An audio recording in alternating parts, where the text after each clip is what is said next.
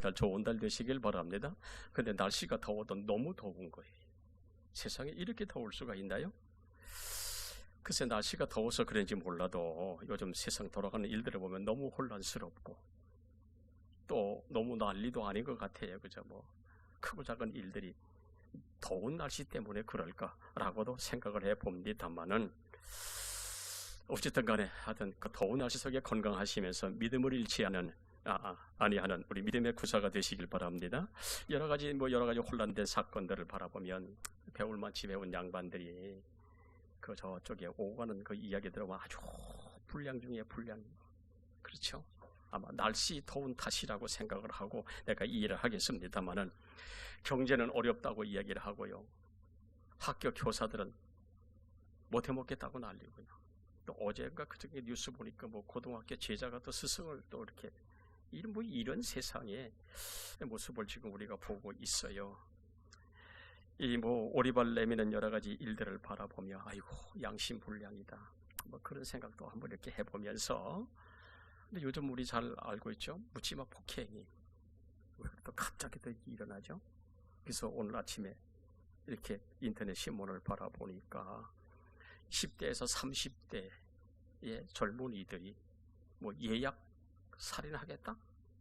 이래가지고 한 30여 명이 검거가 됐더라고요. 보니까 또 인터넷에 이렇게 올려가지고 그래서 그 특별 치안을 하겠다라고 이야기를 하면서 전국 15개 시도시에 특별 경찰들을 배치해 놨어요. 신림역, 서울역, 오리역, 부산 서면역 등등 보니까 그리고 백화점 같은 데 많은 사람들이 오고 가는 거기에 특별 경찰들을 이렇게 배치해 놓고 이렇게 지금 지키겠다고 하는 흉악 범죄를 막겠다고 하는 여러 가지 모습들을 밟아보며 과거에는 그럴 일이 별로 없으면 날이 더워서 아마 그런 것 같아 보니까 날이 조금 시원해지면 괜찮으시라고 이렇게 생각을 합니다만 어쨌든 간에 이제는 내 말로 자유롭게를 거닐 수 없는 그런 모습을 이렇게 바라보며 참 경악이다. 한마디로 말하면 삶의 우선순위를 버리고 세상 욕망에 사로잡힌 그런 사람들의 모습과 양심을 잃어버린 양심이 화임하던 사람들의 모습을 이렇게 바라보고 있습니다. 자, 이런 세상 켄터키즈라고 하는 그 하버드대 교수가 쓴 그 베스트셀러 중에 하나 언젠가 말씀드렸지 Anyway 이가 생각이 나더라고요. 그분 쓴 책에 보면은 세상을 바라보고 세상이 전부 다 미쳤구나. 그분이 쓴 책이 바로 이거죠.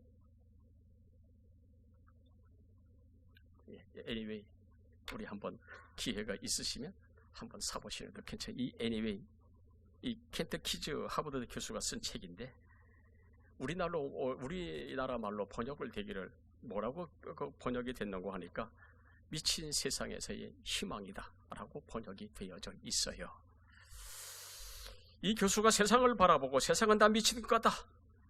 정책에는 다 온통 미친 사람들의 소굴 같다. 배웠으면 뭐하나 가졌으면 뭐하나 전부 다 거짓인데 변호사, 검사, 판사만 뭐하냐 이들 중에 믿을 만한 사람이 하나도 없다. 이게 내 얘기가 아니고 저 사람 얘기입니다. 지금 경제나 사회나 모든 학문할 것 없이 속고 속이는 그런 환경과 여건 다 미쳐들 간다. 오죽하면 이런 이야기를 저 양반이 썼을까요? 그래서 들리는 소리마다 다 미친 소리요. 보이는 것마다 다 미친 짓이다 라고 그렇게 했어요. 요즘은 날씨까지도 그러네. 또 보니까 또 태풍까지도 또 그런 것 같아요. 지금 올라온다 그래요. 지금 사람이 그러니까 아마 이 자연도 또 그렇게 따라하는지 어쨌든 간에 이렇게 사람들이 미쳐 생각하고 세상을 살아가고 있으니까 바르게 가진 사람이 없더라. 미친 사람은 생각이 없으니까 사람으로 바른 생각이 없으니까 그래가지고 미친 짓을 한다라고 이야기를 해 놓았어요.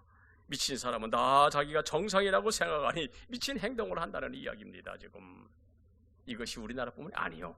전 세계적으로 지구촌 곳곳에 아주 크고 작은 끔찍한 일들이 일어나. 어찌 보면 아이고 미친 세상, 아이고 미친 사람들.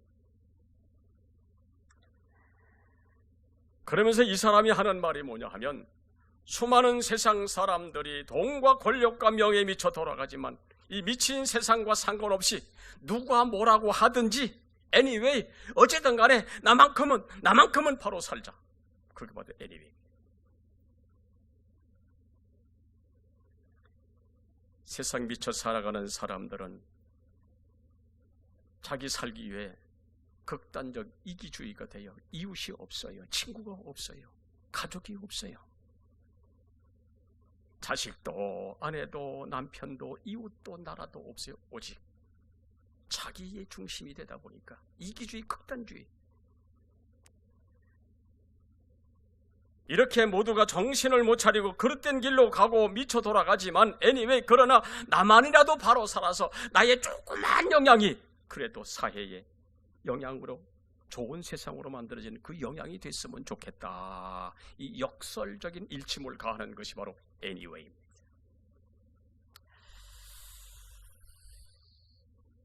그렇습니다. 오늘 이 시대가 어둡고 환경과 여건이 어려워 고통스럽다 할지라도 우리 성도들에게는 하나님은 여전히 살아계십니다 라고 하는 이 역설적인 신앙 고백이 필요한 것은, 세상에 어떠하든지 사람이 어떠하든지 우리가 신앙으로 살아가는 이유를 묻는다면 그것은 하나님 때문이고, 그분이 여전히 나와 함께 하시고 그분이 여전히 나를 바라보시기 때문에 anyway, 세상에 그렇다 할지라도 우리 바르게 한번 살아보자. 그래서 우리를 통해서 세상을 한번 변화시켜보자. 여러분, 이거 아니겠어요?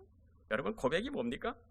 고백은 나를 인정하게 하는 신뢰적 수단이 고백입니다. 고백은 나를 공개하는 곳이고 나를 나타내 보이는 수단이 아니겠습니까? 그래서 내가 당신을 사랑합니다 라고 하는 이 고백은 나에게 숨겨진 마음이 상대에게 공개가 되고 열어 보이는 것이 아니겠어요? 어떠세요? 사랑하는 우리 가족 여러분이요, 또 우리 사랑하는 젊은 여러분이요, 우리 고백하잖아요, 그죠? 고백할 때 고백은 바로 내가 이런 마음이다라고 하는 것을 열어 보이는 것이 바로 이게 고백 아니겠습니까? 만약 이런 고백이 없다면 그건 슬픈 사랑이 아니겠어요? 나는 그 사람을 생각하는데 그 사람이 다른 사람을 생각해. 나는 이 사람을 사랑하는데 이 사람이 다른 사람을 사랑해. 여러분, 이것보다 슬픈 사랑이 어디 있겠어요? 그래서 이걸 가리켜 원사이드 러브라고 얘기를 하죠. 나 혼자만이 가슴 앓고 상사병으로 몸살하다 끝나는 것이 이게 짝사랑, 바로 이겁니다. 근데 어떤 사람은 맨정신으로 고백을 할 수 없으니까 술 한잔 마시고 가서 사랑한다고 고백한다 그래요. 아마도 지금은 뭐 젊은이들은 그렇지 않겠습니다. 옛날 사람들은 많이 그랬다 그래요. 요즘 만약에 그런 사람이 용기가 없어가지고 술 마시고 가서 자기가 사랑한다고 고백한다고 한다면, 여러분, 요즘 세상에 그런 용기 없는 남자를 사랑할 여자가 어디 있겠어요? 그 사랑을 받아들일 여자가 어디 있겠어요, 그죠? 맨정신으로 해야지 그게 진짜 사랑이지. 무엇보다도 사랑 고백은 당당하게 해야 고백받는 여자가 기뻐할 수 있는 겁니다. 적어도 남자라야, 이런 남자라야 아이고 내 일생 맡겨도 되겠다, 뭐 그렇지 않겠어요, 그죠? 술 한잔 먹고 와가지고 내가 널 사랑한다, 아이고 이 인간아, 뭘 믿겠어요, 그죠? 한 조사에 의하면 한국 남자들은 뼛속 깊이 아주 진하게 사랑한다 그래요. 결혼하신 여러분들 그렇습니까? 뼛속 깊이 아주 진하게 사랑한다 그래. 고개를 끄덕끄덕하네 우리 정혜원 집사님. 근데 한국 남자의 단점은 그 사랑이 뼛속 깊이서 나올 줄 모른다는 거예요. 그 사랑한다고 하는 표현이 안 돼가지고, 이 고백이 안 돼가지고 이 남자가 나를 사랑하는지 안 사랑하는지 모른다는 거예요. 이 한국 남자들. 네, 뼛속 깊이만 사랑하지 겉으로 표현하는 바가 없으니, 그래서 이 여자 되는 분들이 이 사람이 나를 사랑하는지 안 사랑하는지 그걸 모른다는 거예요.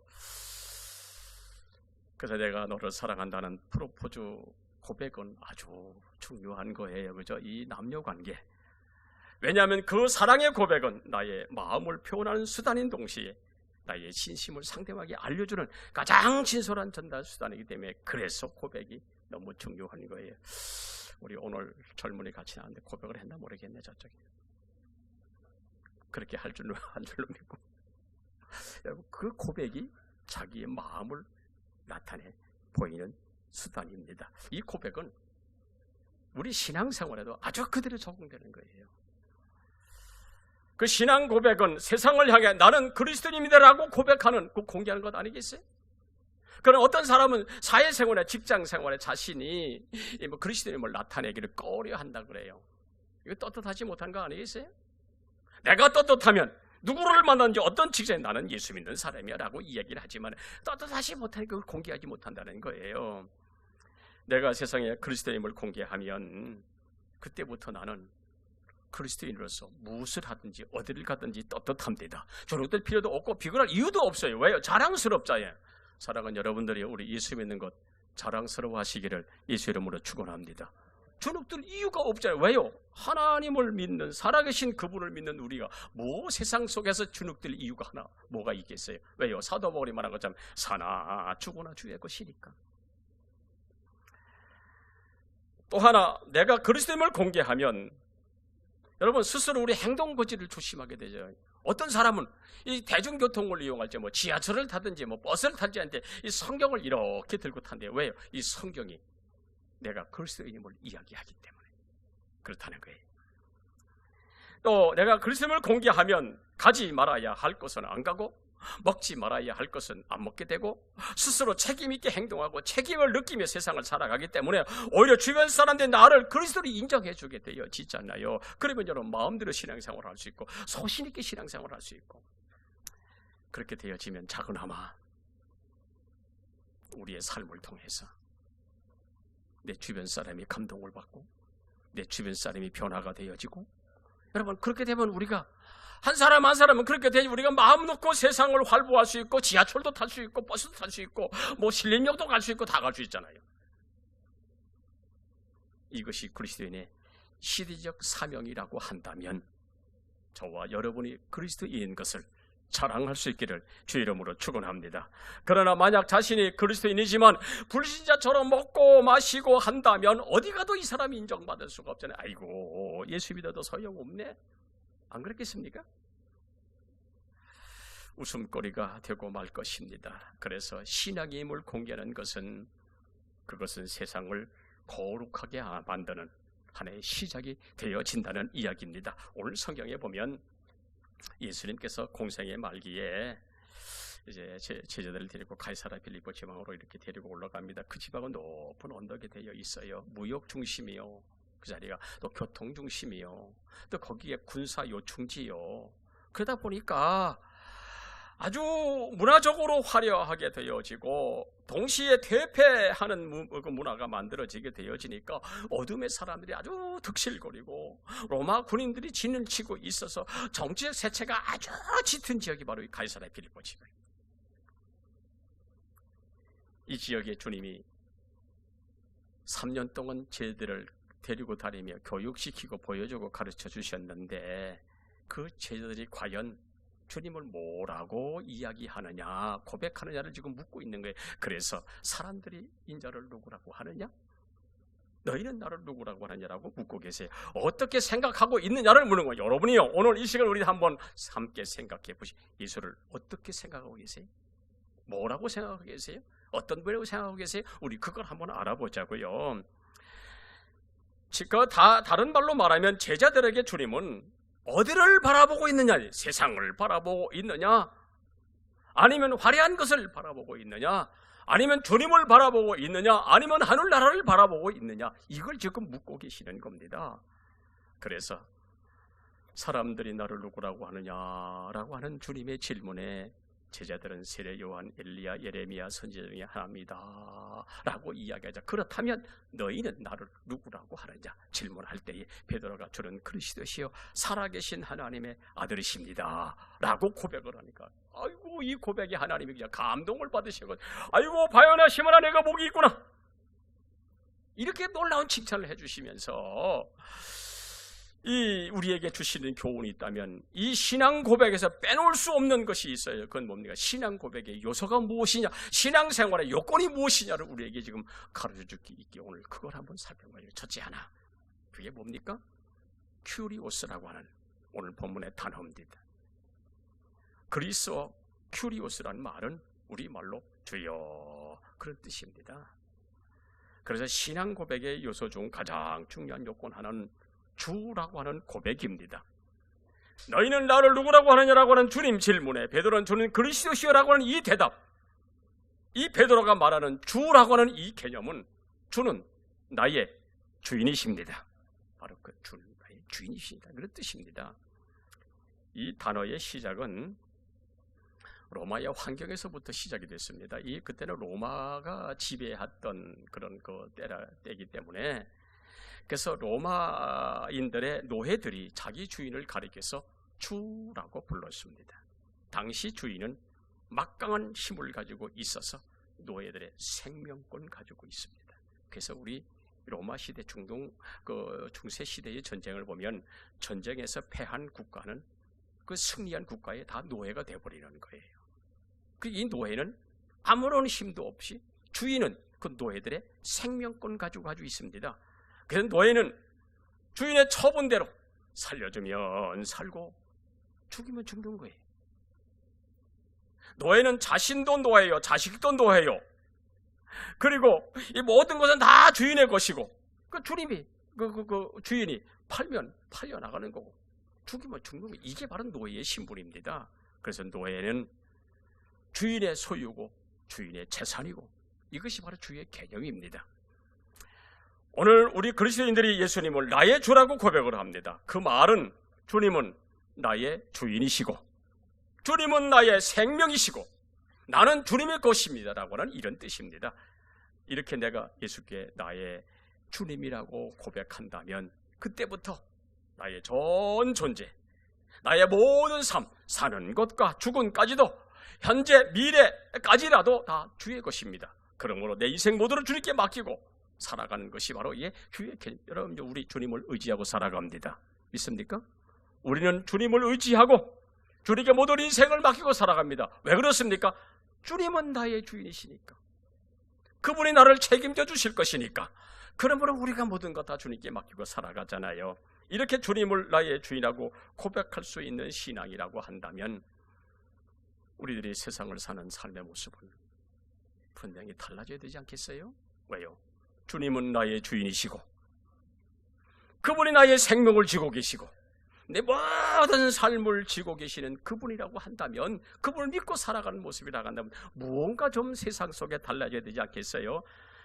그래서 사나 죽으나 주의 뜻대로 살겠다고 하는 이 다짐, 환경이 어떠하든지 주님을 모시고 살겠다는 이 다짐, 이렇게 고백하는 사람은 주를 위하여 절대적으로 헌신하고 절대적으로 충성하고 절대적으로 순종할 수가 있는 겁니다. 믿습니까? 이 세계적인 부호 록펠러 이거 제가 얘기하지 않아도 너무 잘하는 사람이지요. 참 가난한 집안에 태어나서 가난하게 성장을 했어요. 16살 때에 학교 갈 돈이 없어 중퇴해버리고 말았어요. 얼마나 힘들었으면 그랬을까라고 생각을 해봅니다만은, 이 사람이 거기 16살에 자퇴하고 20살에 회사를 설립해가지고 33살에 백만장자가 됐네요. 53살에는 세계 최고의 부자가 됐네요. 그래서 이 사람이 대학을 24개를 세우고 교회를 4,928개를 세우고, 놀라지도 않네요. 4,928개 교회를 줬다니까요. 얼마나 대단합니까? 대학을 22개, 24개를 줬는데, 이렇게 세워가지고 주일을 하다가 세상 떠날 때 모든 재산 다 사회 환원하고 빈손으로 떠났어요. 이 부자였던 그 록펠러, 이 예배 때는 늘 제일 앞자리에 나와서 예배를 드렸어요. 어느 날 기자가, 아니 왜 그렇게 아침 일찍이 맨 앞에 나와서 예배를 드립니까? 라고 질문하자 그 록펠러가 하는 대답이 뭔지 아십니까? 나의 어머니의 유언이었습니다. 유언이었다는 거예요. 나의 어머니가 임종 때에 주일 예배 출석은 본교에서 출석을 하라. 그리고 예배 시간은 제일 먼저 언제나 맨 앞좌석에 앉으라 라고 하시는 어머니의 유언을 따라 나는 언제나 어머니 유언대로 맨 앞자리에 나와서 예배를 드렸더니 나는 이것이 어머니께 순종하는 것이 아니라 주님께 순종하는 것으로 하라. 그렇게 실천을 했습니다. 그랬더니 하나님이 나에게 이러한 복을 주셨습니다 라고 이야기한 바로 저 사람은 최고의 부자. 사랑하는 여러분들이요, 예배의 승리자가 되시기를 주의 이름으로 축원합니다. 저절로 되는 것이 아니라 세계의 최고의 부자가 되는 성공의 비결이 뭐냐? 바로 주를 주같이 섬기고, 자, 세계 최고 부호 존 록펠러의 어머니의 10가지 유언 중에 본교회를 섬겨라, 가장 앞에 나와서 예배를 드려라, 그것이 어머니에 대한 순종인 동시에 주님께 대한 순종인 줄 알아 그렇게 살았더니 하나님이 그렇게 축복해 주시더라 라고 하는 이야기. 여러분이요, 우리 자녀들이 다 그렇게 됐으면 좋겠습니다. 맨 먼저 교회 나와 앞자리에서 예배 드리는 그 모습, 하나님이 얼마나 기뻐 보셨으면, 가난해서 16살 때 고등학교 중퇴한 이 사람을 세계적인 부유로 만들었다는 것은 자기가 한 것이 아니요 주님이 그렇게 하신 줄로 믿습니다. 그러므로 우리 자녀들 여러분 성공하기를 원하십니까?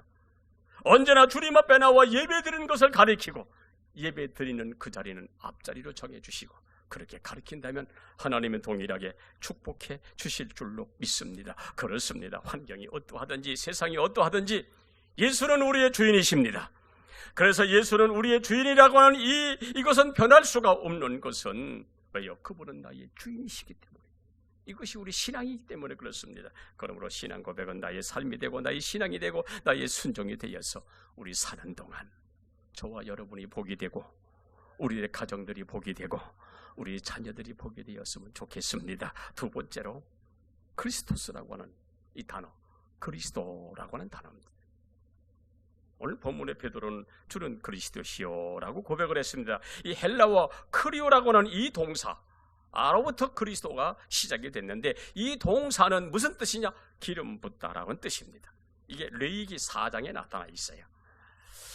예수님은 하나님께 기름을 받으신 분이라 그래서 그의 이름을 그리스도라고 우리가 지금 부르고 있는 겁니다. 구약에 잘 알듯이 왕, 제사장, 선지자에게 기름을 부어 권능과 지위와 권리를 주듯이 하나님은 왕과 제사장과 선지자의 역할을 감당하실 예수님에게 기름을 부어가지고 능력과 지위와 권리를 주어서 참 구원자이심을 나타냈다는 것이 그래서 그리스도라고. 그래서 본문의 베드로가 주는 그리스도라고 하는 이 고백은 주는 나의 주인이시고 동시에 주님은 나의 구세주시고 동시에 주님은 나의 구원자라. 이것이 바로 그리스도라는 뜻입니다. 주님은 나의 모든 죄와 나의 사망과 나를 지옥에서 구원해 주신 구세주. 여러분, 이걸 믿으시기를 주의 이름으로 축원합니다. 주님은 나의 주인이십니다. 주님은 나의 구세주입니다. 주님은 나의 구원자가 되시는 줄로 믿으시기를 축원합니다. 부모는 나의 생명의 시작이고 나에게 생명을 주신 분입니다. 부모 없이 세상에 태어난 사람이 있어요? 한 사람도 없어요. 그래서 부모는 세상에서 가장 고귀하신 분이라 가장 존귀함을 받아야 할 분이 바로 부모님. 마찬가지 예수님은 나를 죄에서 해방시켜 주시고 구원해 주신 분이라 예수 없이 제사함을 받은 사람 세상에 단 한 사람도 없고 예수 없이 구원 얻을 사람 세상에 단 한 사람도 없고 예수 없이 천국 갈 사람 단 한 사람도 없기 때문에 예수는 우리에게 가장 고귀하신 분이고 가장 존귀하신 분이고 그래서 우리는 주님을 가리켜서 나의 구세주라고 고백하게 되어지는 거예요. 이 고백은 세상 가치관이 변한다 해도 이 고백만큼은 변할 수가 없는 겁니다. 왜냐하면 우리는 우리의 구세주이시고 주님은 우리의 최고의 가치이기 때문에 그렇습니다. 그래서 성도는 세상의 어떤 권력이나 황금 앞에서도 자신 있게 예수를 그리스도라고 고백할 수 있는 믿음의 성도가 되시기를 주의 이름으로 축원합니다. 교회에 나와서 주는 나의 주시라고 고백한다면 내가 살아가는 삶의 현장에서 누구 앞에 서든지 주를 고백할 수 있어야 한다는 이야기입니다. 주는 그리스도라는 고백은 이제부터 나는 주님 중심으로 살겠다는 이야기고, 이제는 나 중심이나 아니면 돈 중심이나 권력 중심이나 명예 중심이 아니라 오직 예수 중심으로 살겠다고는 이 고백, 이것이 바로 그리스도의 삶의 모습입니다. 여러분, 세계 기독교사나 우리 한국 기독교사에도 보면 주를 나의 구세라고 하는 사람들이 그들의 삶의 모습을 보면 순교도 하고 핍박도 당하고 추방도 당하고 옥에도 갇히고 매도 맞고 조롱도 당하고 그랬잖아요. 그죠? 여러분, 빌립보 4장에 보십시오. 옥중서신 아닙니까? 사도 바울이 로마 감옥에 갇혀 있으면서도 하는 말이 기뻐라 다시 말하노니 내가 다시 말하노니 기뻐해라. 왜 그럴까요? 주님이 나의 주인이시고 나의 구원자이기 때문에 환경이 문제가 아니라는 말입니다. 세상에는 자기 생각대로 자기 중심으로 살아가는 자연인이 있습니다. 그러나 주를 그리스도라고 고백하는 사람은 그리스도인이라고 불려지잖아요. 분명한 것은 자연인과 신앙 고백하는 사람은 생각이 다르고 가치관도 다르고 삶도 다르고 모든 것이 다르잖아요. 왜요? 그분이 나의 최고의 가치이기 때문에. 스페인 출신 성악가 호세 카레라스라고 하는 분이 87년도 6월 달에 백혈병이 걸렸어요. 이 진단을 받고 이제 항암 치료를 하고 골수 이식을 하고 방사선 치료를 하고 아주 죽을 만큼 고통을 겪어가며 건강이 회복되었어요. 처음으로 런던 왕리 오페라 극장에 섰을 때에 수많은 관중들이 일어나서 39도간 박수가채를 보냈어요. 이때 그는 손을 들며 아닙니다. 박수를 받으실 분은 내가 아니요 저 이외에 계신 주님이십니다. 나는 지난날에 돈을 벌기 위해 노력하며 노래 부리며 나는 그것이 행복인 줄 알았습니다. 그러나 그것이 나에게 행복도 즐거움도 아닌 것을 내가 이제야 깨달았습니다. 이유는 나는 죽음 직전에 나의 구세주가 되시는 주님을 만나고 보니 세상에 좋던 것 이것이 아무것도 아니었고 부질없는 것인 줄을 나는 주님 만나고부터 알았습니다. 그분은 나에게 영원한 생명을 주시고 나를 구원해 주신 분이라. 이제는 그분 영광을 위해 살면서 주님 위에 헌신하며 나의 남은 날들을 살겠습니다 라고 고백했던 이 사람 호세 카레라스, 아주 스페인의 아주 유명한 선악가입니다. 세상을 위해 살아갔던 사람, 그러나 주를 만나고 보니 주님이 최고고 주님이 가장 귀하신 분이다. 주님 위해 살겠다고 하는 이 유명한 성악가의 이야기. 그렇습니다. 주는 그리스도라고 할 때에 세상 모든 가치관이 예수 가치관으로 변화되고 이전에 좋던 것이 좋은 것이 아니라 오직 예수가 가장 좋은 것이 되는 줄로 믿습니다. 그렇습니다. 예수는 나의 구세주십니다. 이것이 우리가 세상 살아가는 이유가 되는 겁니다. 오늘 그분 때문에 여기 오셨잖아요. 나의 구세주 되신 그분께 영광을 돌리시기를 주의 이름으로 축원합니다. 마지막 세 번째로 예수는 살아계신 하나님의 아들이다 라고 지금 고백을 하지요. 여기 살아계신다, 여기 살다라고 하는 이 뜻은 현재 능동태 분사이기 때문에 이걸 쉽게 표현을 하면 주님께서는 스스로 계신 분이고 그분은 영원히 계신 분이고 그분은 생명을 부여하시는 생명의 근원이시다라고 하는 뜻입니다. 이거 민수기 27장에 기록되어 있습니다. 그래서 그분은 과거, 현재, 미래를 지고 계시는 살아계시는 그분이다라고 하는 것이 오늘 여기 살다라고 하는 이 단어 속에 들어가 있습니다. 우리 한글 성경에 보면 이것이 번역되지는 아니했습니다만은 원어 성경에 보면 여기 주는 그리스도시요 살아계신 하나님의 아들입니다. 여기 하나님의 아들, 여기 아들에 해당되는 휘오스라고 하는 그 단어 앞에 정관사 호가 붙였습니다. 이 말은 무슨 말인가 하면 이걸 직역하면 살아계신 하나님의 아들, 그 아들. 예수는 하나님의 살아계신 하나님의 그 아들이라고 되어 있습니다. The Son of the Living God이라고 되어 있어요. 여기 한번 나머지 영어 성경 한번 이렇게 찾아보십시오. 이것은 무슨 말인가 하면 예수께서는 영원 자존하시는 하나님의 아들 독생자라고 하는 뜻입니다.